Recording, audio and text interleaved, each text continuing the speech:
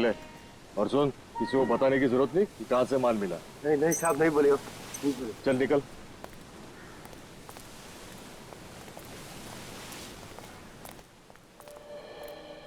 अरे भाई, अपने को दवा मांगता है क्या? मोबाइल मिलेगा क्या? अरे अपने पास ऐसी कोई दवाई नहीं है रे, अपन दवाई थोड़ी बेचते हैं। मना मत करना दोस्त, तुमको जितना पैसा चाहिए हम देने को तैयार है। अच्छा, कितना देगा? अरे अपन तो चलती फिरती बैंक है, कितना मांगता है? ऐसा क्या? ये शाने, पहला पैसा बाद में माल। ठीक है, पैसा दिखाएगा हम, लेकिन पहले माल एक हाथ ले और एक हाथ दे। चलते फिरते बैंक। अच्छा है, चलो मेरे साथ। एक मिनट। हाँ बोल पकिया। अरे ये सीआईडी है, बच गए। क्या? हाँ।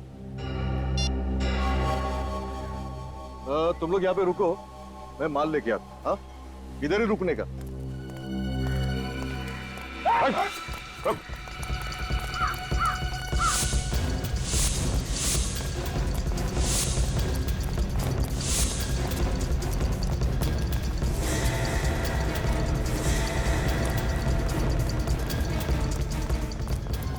भागता किधर है?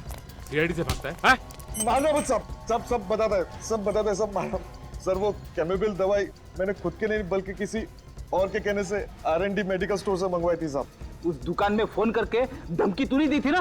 हाँ साहब, लेकिन उसके बाद मैंने फोन स्विच ऑफ करके उसका सिम कार्ड फेंक दिया साहब। ये काम तू किसके कहने पे करता है? साहब मुझे एक दिन एक चिट्ठी मिली थी, उसमें लिखा था कि कैमोबिल नाम की दवाई का बंदोबस्त करो। और साहब उसने बोला कि तुझसे शनिवार को रात को 8 बजे आके लेके जाऊंगा और इनाम देके जाऊंगा।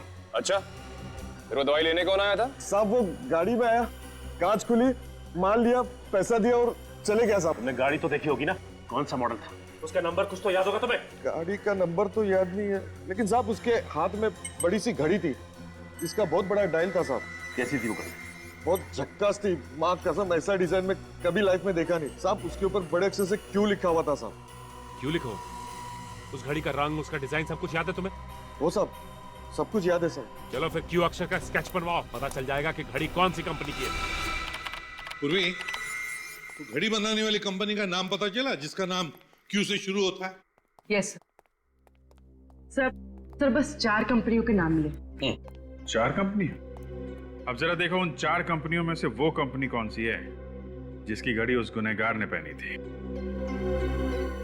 एक बार वॉच कंपनी का नाम पता चल जाए सर, तो गुनहगार का भी पता चल जाएगा।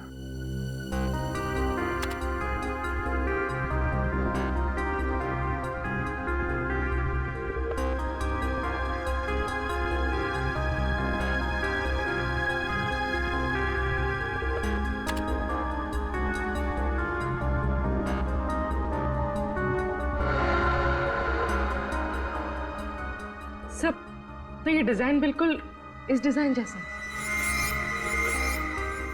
हाँ सर, ये क्यू का निशान तो बिल्कुल ऐसा ही है जैसा उस ड्रग पैडलर ने कहा था। कंपनी का नाम है क्वीनी। सर ये जर्मन ब्रांड है। अगर इस कंपनी ने हाल ही में अपने देश में ये घड़ियां बेचना शुरू किया है तो फिर इनकी दुकानें, इनके आउटलेट भी कम ही होंगे, है ना? और घड़ी भी काफी महंगी है सर। इतनी महंगी घड़ी है तो फिर सर खरीदने वाले लोग ज्यादा नहीं होंगे। हाँ, इस घड़ी की कंपनी की जितनी भी दुकानें हैं सब पे जाकर पता लगाना पड़ेगा कि किन किन लोगों ने घड़ी खरीदी थी और कब खरीदी थी। सर ये है क्वीनी वॉच कंपनी का ऑथोराइज आउटलेट। ठीक है, चलो अंदर चल के देखते हैं क्या पता चलता है।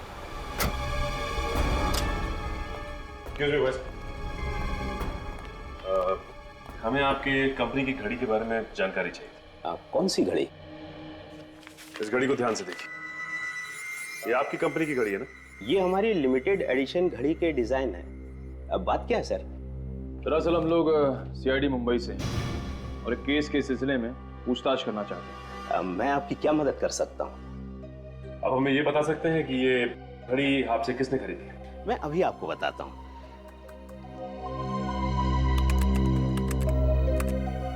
ये रही 6 लोगों की लिस्ट सर। ये शख्स कैसे हो सकता है? ये भला ऐसी साजिश क्यों रचेगा? इस साजिश के पीछे किसका हाथ है ये तो हमें पता चल चुका है, लेकिन साजिश के पीछे कारण क्या है ये इससे मिलने के बाद पता चल जाएगा। सर, ड्रग पैडलर से जिसने कैमोबेल नाम का, मैं तुमसे बाद में बात करता हूँ। सर आप लोग, कुछ पता चला ये किसकी हरकत है? भोला भाला बनने का नाटक कर रहा है। ये घड़ी पहचानते हैं आप? जी हाँ, 2 महीने पहले खरीदी थी मैंने ऐसी घड़ी। लेकिन आप ऐसा सवाल क्यों पूछ रहे हैं? क्योंकि हमें शक है कि उस खून भरी पेंटिंग में तुम्हारा हाथ है। क्या आप इस खून वाली पेंटिंग का इल्जाम मुझ पे लगा रहे हैं? जी हाँ, आप ही ने वो पेंटिंग बनाई और आप ही ने वो दूसरी पेंटिंग हटाकर खून वाली पेंटिंग एग्जीबिशन में रख दी। मैं भला ऐसा क्यों करूंगा? वो इसलिए कि तुमने सोचा बदनामी से डरकर तुम्हारा पार्टनर विमल अपना पेंटिंग का बिजनेस छोड़ देगा और वो सारा धंधा तुम्हारा हो जाएगा। आप मुझ पे ऐसा इल्जाम नहीं लगा सकते, ये सरासर झूठ है। तो फिर सच सच बताओ, घाटकोपर के ड्रग पेडलर राजू से तुमने कैमोबेल नाम का ड्रग क्यों मंगवाया? कैसा ड्रग? कौन सा ड्रग पेडलर? आप क्या कहना चाहते हो? मेरी कुछ समझ में नहीं आ रहा। और हाँ, ये घड़ी मैंने अपने लिए नहीं खरीदी थी, ये मैंने अपने स्टाफ को गिफ्ट दी थी। खुद को बचाने के लिए अब एक नई कहानी। प्लीज आप मेरा विश्वास कीजिए, ये कोई कहानी नहीं है, सच है। तुम्हारे स्टाफ मेंबर का नाम और पता चाहिए हमें।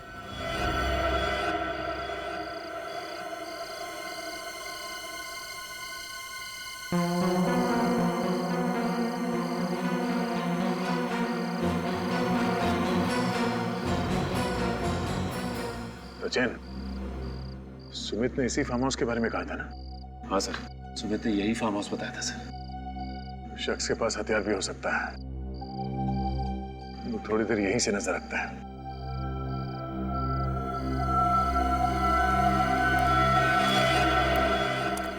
कोई आ रहा है वहां से, पीछे।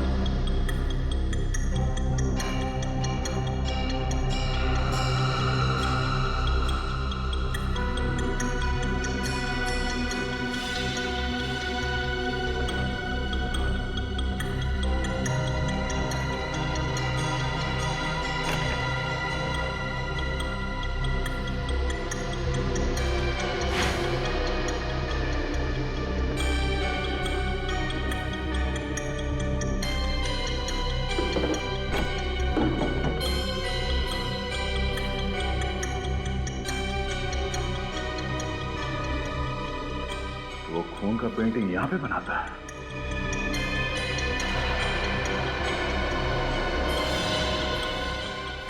ये क्या?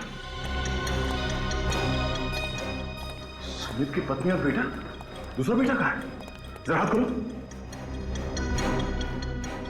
ये दोनों तो बेहोश है सर। हाँ?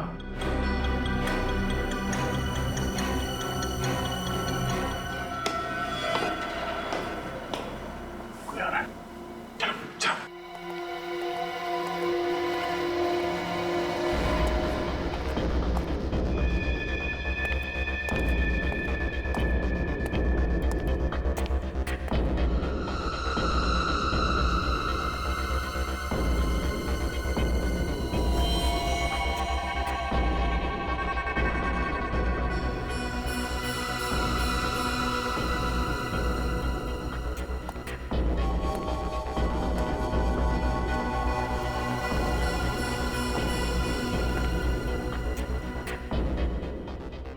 सुमित जी तो कह रहे थे कि उनकी पत्नी और दोनों बच्चे एक्सीडेंट में मारे जा चुके हैं। लेकिन सर उन्होंने ये भी तो बताया था कि उनकी लाशें अब तक नहीं मिली हैं।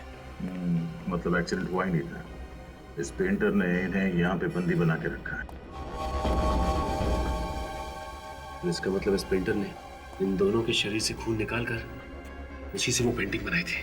फिर इन्हें केमो बेल खिला के जिंदा रखा ताकि ये मर न जाए। हाँ बेटा, तेरा खून निकालो। देख, पेंटिंग बनाने का टाइम हो गया ना, तेरा खून नहीं निकालूंगा तो अपनी पेंटिंग में रंग कैसे भरूंगा? ला।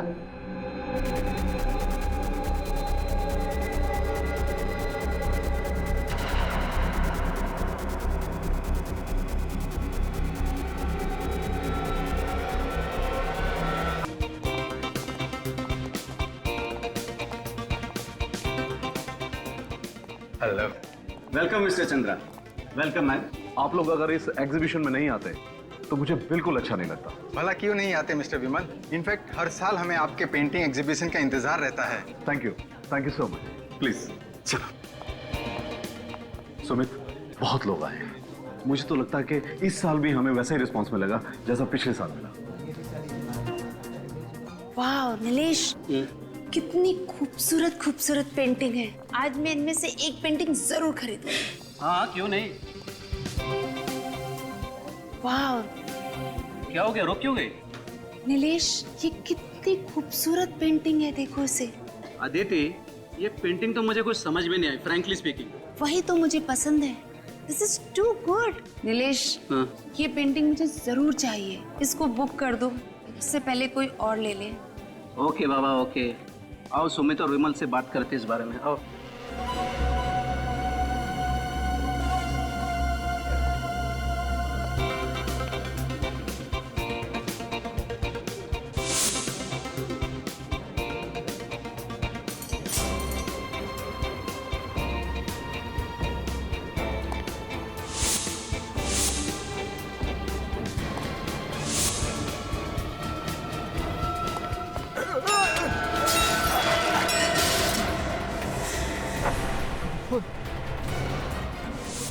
अरे इसे पोज देता हूँ जल्दी।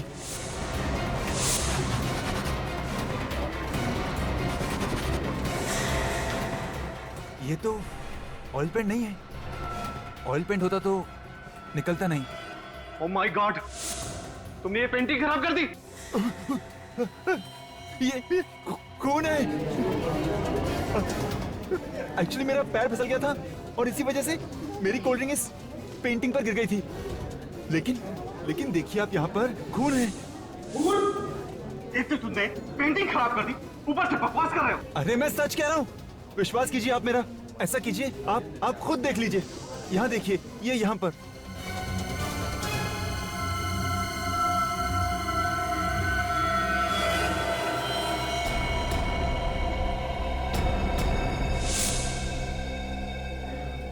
हाँ सुमित, ये ठीक कह रहा है। ये तो वाकई खून है। लेकिन पेंटिंग पे खून कहाँ से आया? मुझे तो समझ नहीं आ रहा। हमें सीआईडी को फौरन बुलाना पड़ेगा।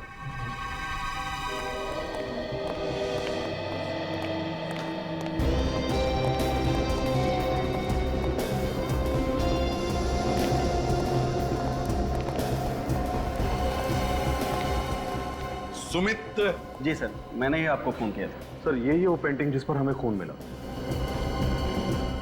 अच्छा, ये है वो पेंटिंग। जी सर।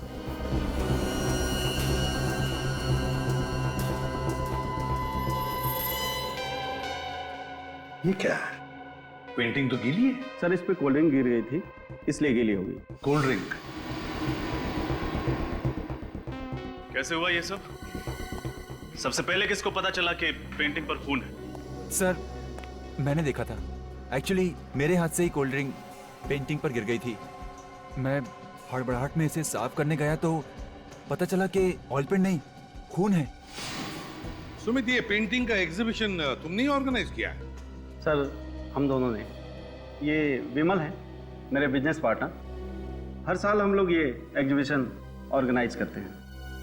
कितने सालों से बिजनेस का पार्टनरशिप है आपकी? सर, 3 साल की।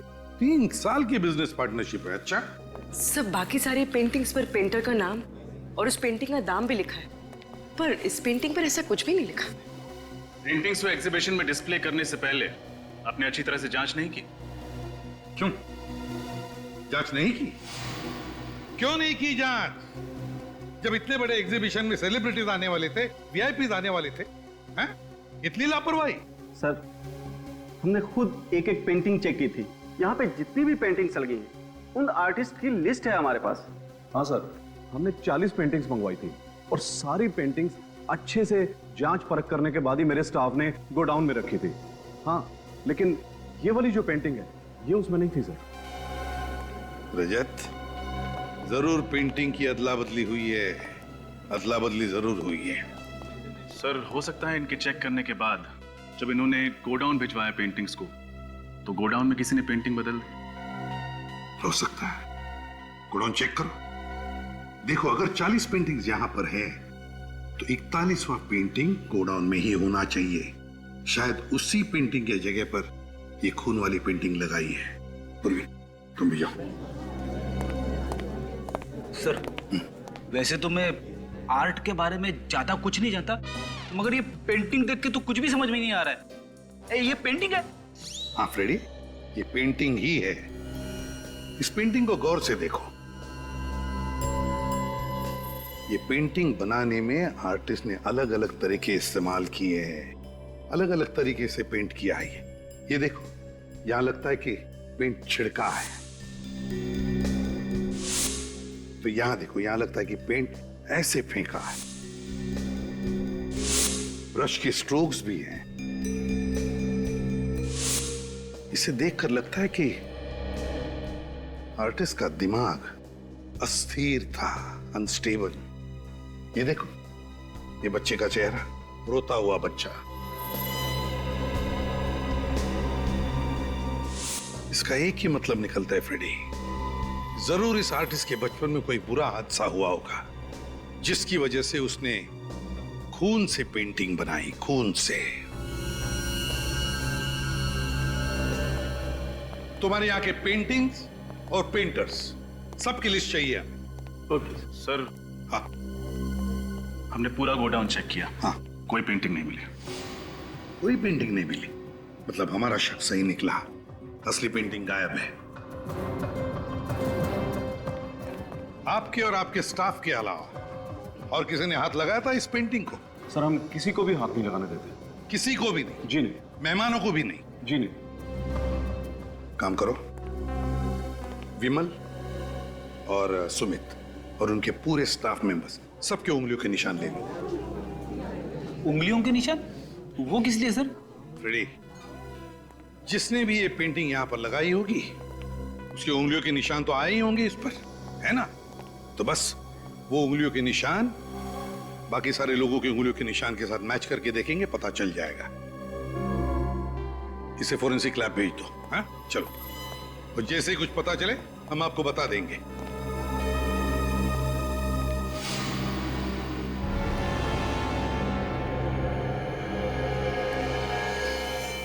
ये किसकी फोटोग्राफ है?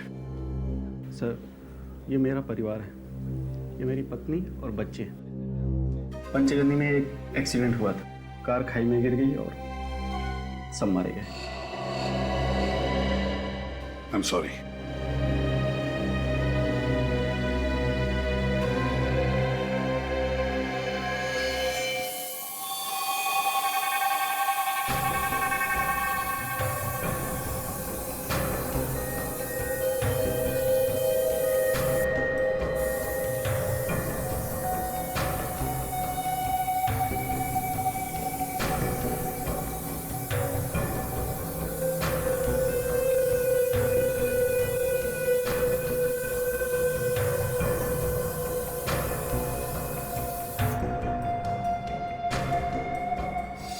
देखा बाप, इसका मतलब वाकई ये पूरी की पूरी पेंटिंग खून से बनी हुई है, इंसान के खून से।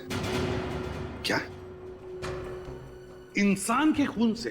हाँ, पूरी पेंटिंग। मगर इतना सारा खून उसके पास आया कहां से होगा? वही तो, ऐसी पेंटिंग कोई शौक के लिए नहीं बना था। एक और बात ऐसी पता लगी है बॉस, जिसे जानोगे तो आप सब लोग हैरान हो जाओगे।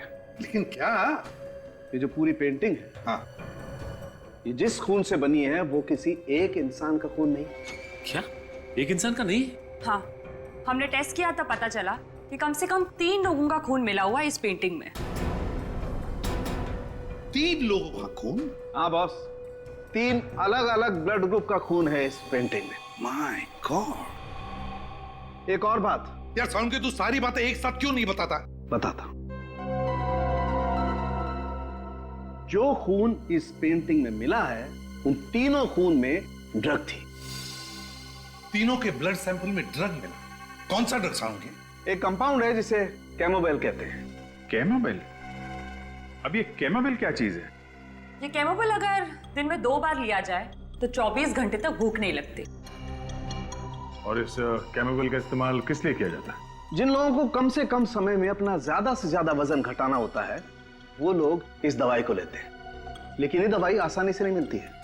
बहुत ही गिने चुने मेडिकल स्टोर पे दवाई मिलती है, वो भी डॉक्टर के प्रिस्क्राइब करने के बाद। ऐसा क्यों सर? वो इसलिए क्योंकि ये दवाई सेफ नहीं है, इसके साइड इफेक्ट्स हैं, इसलिए इसे खुलेआम बेचने पर पाबंदी लगा दी गई। मगर सर उन लोगों को ये ड्रग्स लेने की जरूरत क्या होगी? डॉक्टर साहब, वाकई ये तीनों वजन घटाना चाहते थे या बात कुछ और ही है? बात कुछ और ही है दया।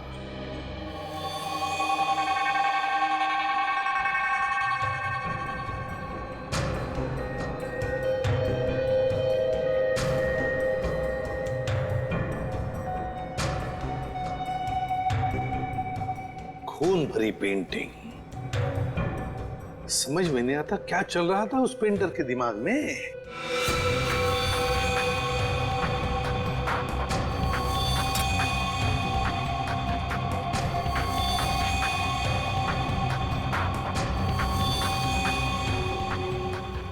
मुझे तो ये पेंटिंग बहुत अजीब लगती है। तो गौर से देखिए सर, चारों तरफ ये खून फैला हुआ है, किसी भी चीज को कोई ठोस आकार नहीं दिया गया।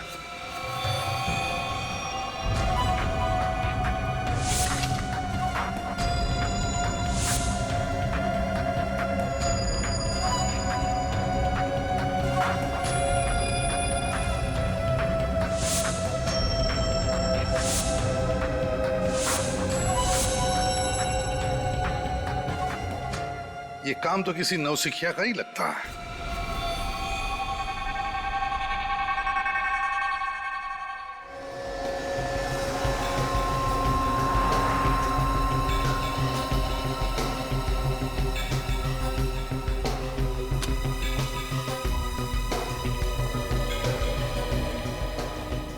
कहिए सर, आपको कौन सा साइज का फ्रेम दिखाऊं? अरे नहीं, हम लोग फ्रेम लेने नहीं आए, हम सीआईडी से। सीआईडी? बात क्या है सर? कोई खास बात नहीं है, आपसे कुछ जानकारी चाहिए थी हम। विनीत, फ्रेम देखिए, तो फ्रेम आप ही की दुकान से खरीदा गया है ना? सर, ये एक स्पेशल डिजाइन है, ये सिर्फ हमारे ही कारीगर बनाते हैं। Very good.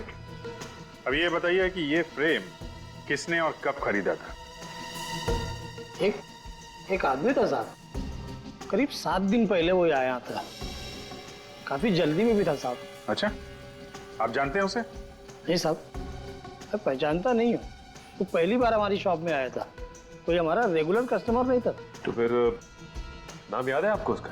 नहीं साहब, नाम तो नहीं। हाँ, लेकिन इतना याद है कि उसने इसी डिजाइन के 2 फ्रेम खरीदे थे। कुछ तो याद करने की कोशिश करिए। वो दिखता कैसा था, क्या कपड़े पहना था, उसका हुलिया कैसा था? इतना तो याद नहीं है सर, पर हाँ, इस फ्रेम को खरीदने वाले कस्टमर का कुछ रिकॉर्ड है मेरे पास, मैं चेक करता हूँ। हाँ प्लीज।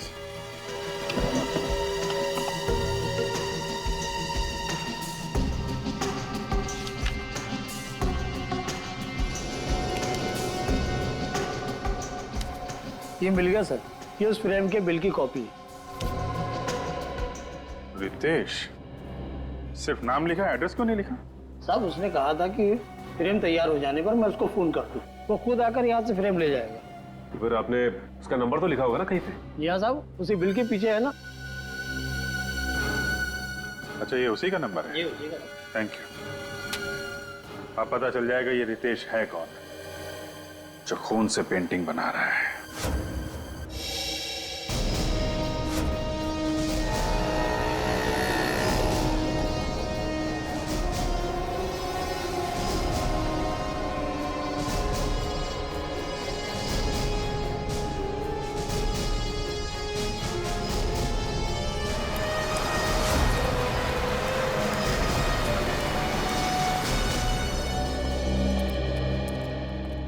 आइए सर।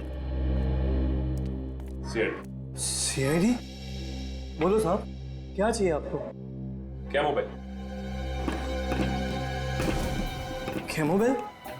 हमारी दुकान में ऐसी कोई दवाई नहीं मिलती साहब। ये कैमोबेल ड्रग का नाम सुनते ही आपके पसीने क्यों छूटने लगे? हाँ? आप इतने हड़बड़ा क्यों गए? कौन घबरा रहा है साहब? मैं तो अपना काम कर रहा हूँ सर। देख, सच बता दे वरना मेरी मदद कीजिए साहब, मैं बहुत मुसीबत में हूँ। ये सब नाटक क्या कर रहे हो? सच सच बताओ, बात क्या है? सर किसी ने मुझे धमकी दी थी सर। कैमोबेल का इंतजाम करने के लिए मुझे मजबूर किया गया था। मजबूर किया गया था? कैसी मजबूरी?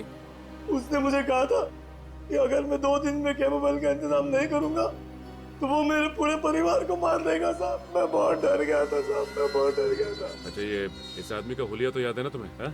नहीं बता सकता साहब, उसने मुझे सिर्फ फोन किया था। फोन नंबर है ना? मेरे मोबाइल में है सर, मैं अभी देख के बताता हूँ। साहब इसी नंबर से उसने फोन किया था, यही नंबर है सर। रेडी? निखिल, इस नंबर का पता लगाओ। ये नंबर है किसका? इस आदमी का पकड़ा जाना बहुत जरूरी है। और एक बात, डर के जीने की जरूरत नहीं है, समझे? आइंदा ऐसा कोई फोन आए तो सीआईडी को इन्फॉर्म करना, ठीक है?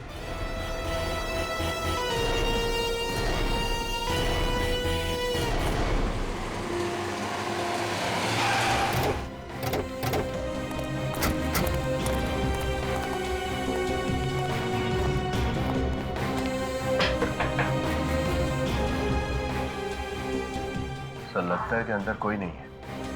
हमारे आने से पहले ही ये रितेश फरार हो गया लगता है। तोड़ दो दरवाजा। सर दरवाजा तो खुला हुआ है। अंदर चलो।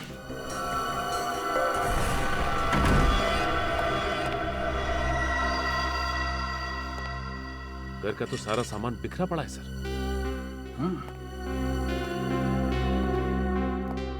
लगता है यहाँ पे हाथापाई हुई है। सर ये रितेश तो कहीं दिखाई नहीं दे रहा यहाँ। पूरा घर चेक करो।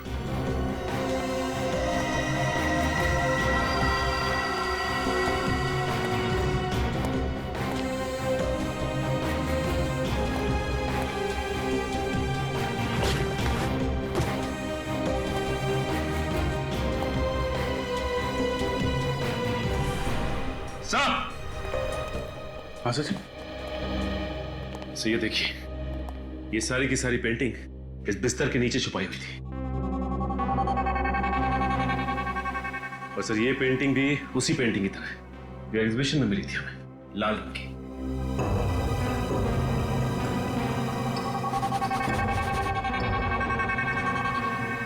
खून?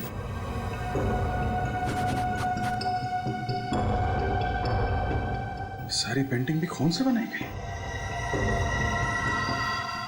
सर लगता है कि ये रितेश ये सारी पेंटिंग्स बना रहा है। पानी की आवाज?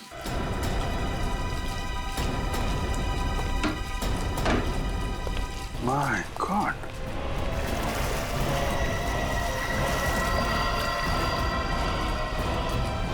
ये तो मर चुका है। इसे कहीं देखा लगा है। ये आदमी तो वहां एग्जीबिशन में था ना, वॉलंटियर।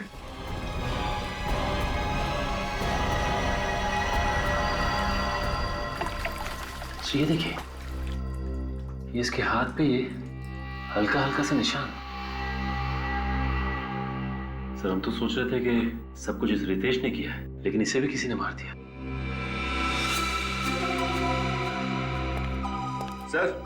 सर ये देखिए, खून के निशान। सर हो सकता है कि रितेश की हाथापाई हुई हो कातिल के साथ, और हाथापाई के दौरान उसका खून यहाँ पे लग गया हो। कातिल का भी खून हो सकता है। काम करो, इस खून का सैंपल ले लो और लाश को फोरेंसिक लैब भिजवाने का इंतजाम करो। हेलो, क्या?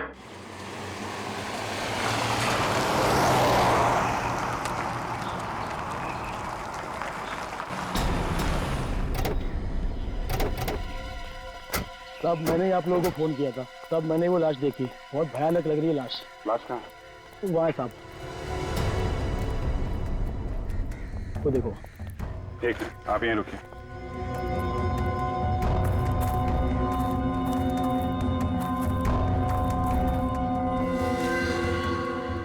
काम करो, लाश को बाहर निकालो। अच्छा।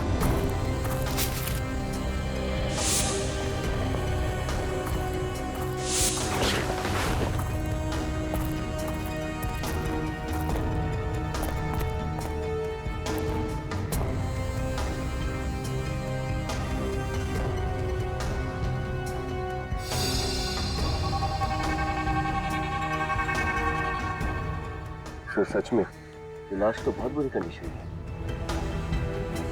लाश तो बिल्कुल पीली पड़ गई है। सर इसकी हालत देख के लगता है जैसे इसने काफी दिनों से कुछ खाया पिया नहीं था।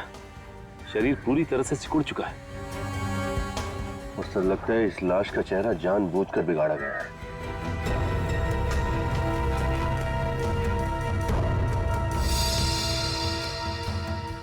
ये देखिए सर, इसके हाथ पे ये छोटे छोटे निशान हैं। लेकिन सर ये निशान है किस चीज के? कई बार इंजेक्शन लगने के बाद आसपास का खून जम जाता है।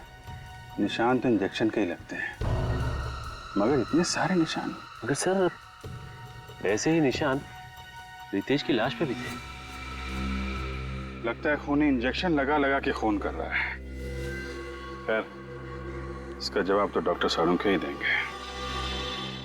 मानना मुश्किल है, कोई भला ऐसा कैसे कर सकता है?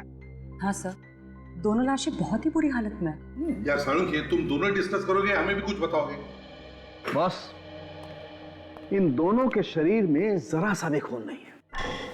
लगता है किसी ने इनके जीते जी सारा का सारा खून इन लोगों के शरीर में से निकाल लिया। शरीर में खून है ही नहीं। हाँ सर, और इसी की वजह से दोनों लाशें बिल्कुल काली नीली और फीकी पड़ गई है। अजीब बात है सर, विश्वास नहीं होता कि कोई इंसान किसी दूसरे इंसान के शरीर से उसके जीते जी सारा खून निकाल सकता है। इन दोनों के शरीर में इंजेक्शन के बहुत सारे निशान हैं। ऐसा लगता है किसी ने बार बार सुई घोंप घोंप कर इनके शरीर से सारा का सारा खून निकाला है। और खून की कमी की वजह से इस लड़के की मौत हुई है। और सर उस रितेश की मौत की वजह भी यही है। खून तो रितेश के शरीर में से भी निकाला गया, लेकिन मौत इसकी पानी में डूबने की वजह से हुई। इसके फेफड़ों में हमें पानी मिला है। सर ये खूनी वही आदमी है जो पेंटिंग बनाता है। हाँ अभिजीत, ये एक ही आदमी का काम है, उसी का। एक बात और बॉस, रितेश के घर के दरवाजे पर जो खून का सैंपल मिला था वो खून रितेश का नहीं है। यानी वो खून किसी और का है? या वो खून उसी का है, उसी का जो रितेश का खून करने आया था। रितेश के साथ हाथापाई में से चोट लग गई होगी और वही खून दरवाजे पे लग गया होगा सर। मगर अभिजीत ये है कौन? है कौन ये? केमोबेल। पता लगाना पड़ेगा कि ये कौन है जिसने इस केमिस्ट को धमकी भरा फोन किया और ये दवाई मंगवा ली। सर मुझे तो आदमी पागल लगता है। कोई नॉर्मल इंसान ऐसी घिनौनी हरकत कैसे कर सकता है सर? किसी को भूखा रखना और थोड़ा थोड़ा करके खून चूस के उसे मार डालना। सर फिलहाल हमें 2 लाशें मिली, लेकिन ये मुमकिन है कि उसने और भी लोगों को कैद करके रखा होगा।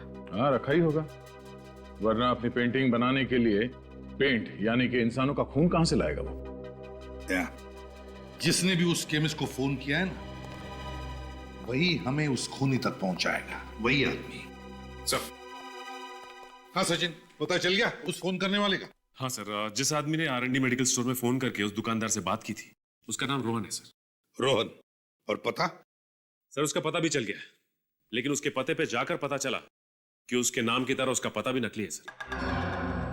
नाम भी नकली और पता भी नकली, तो फिर ये फोन किया किसने होगा? है कौन ये? सर ये फोन जिसने भी किया उसने सिम कार्ड लेने के लिए नाम और पता दोनों ही नकली दिया था सर।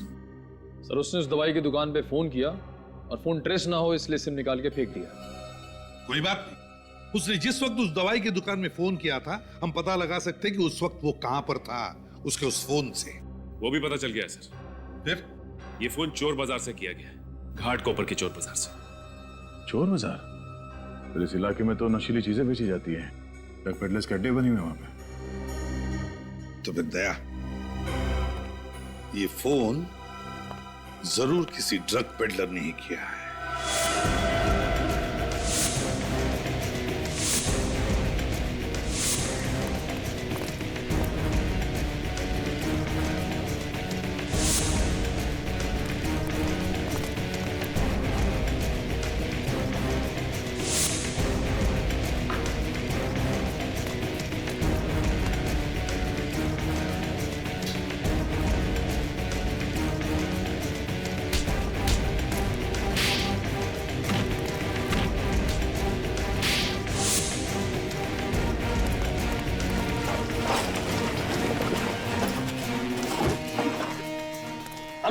सर आप सर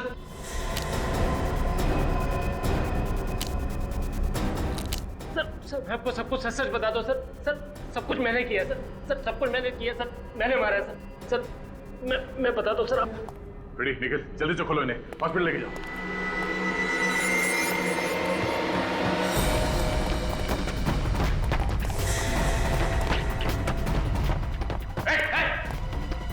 आगे मत आना, आगे मत आना। मैं मारूंगा अपने आपको। चाकू नीचे। पीछे जाओ, मैं मार रहा हूँ। ठीक है, इस बार छोड़ देते हैं हम लोग। अगर आइंदा ऐसा कुछ किया ना तो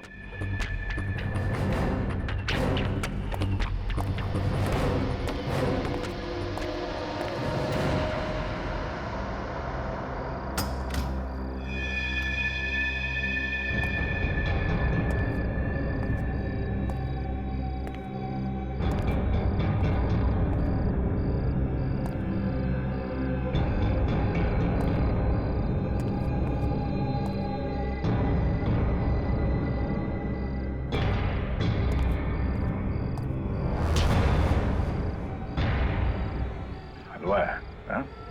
ऐसे ही छोड़ देंगे तुझे?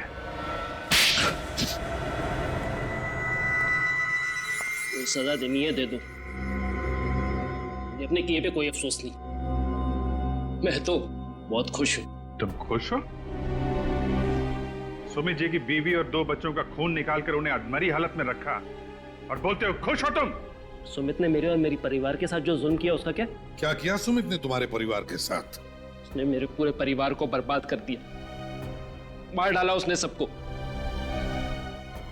मुझे अनाथ कर दिया। ठीक से बताओ रघु, आखिर हुआ क्या था और कब हुआ था? बात आज से 12 साल पुरानी। तब हम लोग बहुत गरीब हुआ करते थे। मेरे बाबूजी ने सुमित से कुछ पैसे उधार मांगे थे मेरी बीमार माँ के इलाज के लिए। बाबूजी समय से कर्ज लौटा नहीं पाए, तो उन्होंने मोहलत मांगी। मोहलत की एवज में सुमित ने मेरे बाबूजी से गुलामों की तरह दिन रात काम करवाया, और जब जब इतने से भी उसका दिल नहीं भरा तो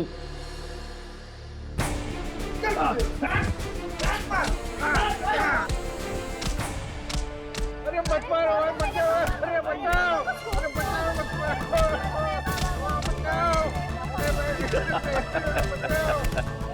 आइए बचाओ, बचाओ,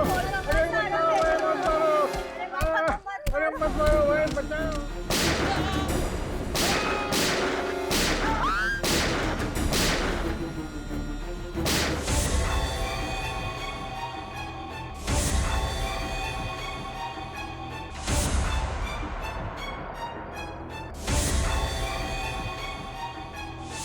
तो इसलिए तुम सुमित जी से बदला लेना चाहते थे? हाँ, इसलिए तो मैंने उनके यहाँ पे इतने साल नौकरी करी और उनके बारे में सब कुछ पता कर लिया। सुमित जी तुम पे भरोसा करते रहे और तुमने उनके भरोसे का फायदा उठाकर उनकी पत्नी और दोनों बच्चों को अगवा कर लिया। हाँ, और उसके बाद मैंने उनको किडनैप कर लिया, उनकी गाड़ी को खाई में धकेल दी। और तुमने उन्हें बंदी बनाकर एक खुफिया कमरे में छुपा के रख दिया। और फिर मैं उनका खून निकाल के अपनी पेंटिंग बनाता रहा। उन्हें केमोबेल ड्रग देता रहा ताकि वो बिना कुछ खाए पिए जिंदा रह सके और मुझे मेरी पेंटिंग बनाने के लिए खून मिल सके। और फिर वो पेंटिंग मैंने सुमित की एग्जीबिशन में रख दी ताकि वो इस केस में फंस जाए, बदनाम हो जाए। और जंगल में जो लाश मिली थी वो तो सुमित के दूसरे बेटे की थी। बेचारा इतना कुछ झेल ही नहीं पाया मर गया। फिर मैंने उसकी लाश का वो हाल किया कि कोई भी उसे पहचान ना पाए। और रितेश, वो तो तुम्हारा साथी था ना, उसे क्यों मार दिया तुमने? वो मेरी मदद करता था, अच्छा लड़का था, और मैं अपनी पेंटिंग भी उसके घर में रखता था। लेकिन एक दिन उसे पता चल गया कि मैंने ये पेंटिंग खून से बनाई। वो मुझे धमकी देने लगा कि वो अपने बॉस को जाके सब कुछ सच सच बता देगा। तो आप बताइए ना कि मतलब ऐसे तो उसका क्या फायदा? हाँ? फिर उसके बाद मैंने उसे भी मार दिया। सर, इसकी दिमागी हालत कुछ ठीक नहीं लगती। हाँ दया, इसे इलाज की जरूरत है। रघु, सुमित को तो उसके किए की सजा मिलेगी ही मिलेगी, पर तुमने भी एक बहुत घिनौना जुर्म किया है।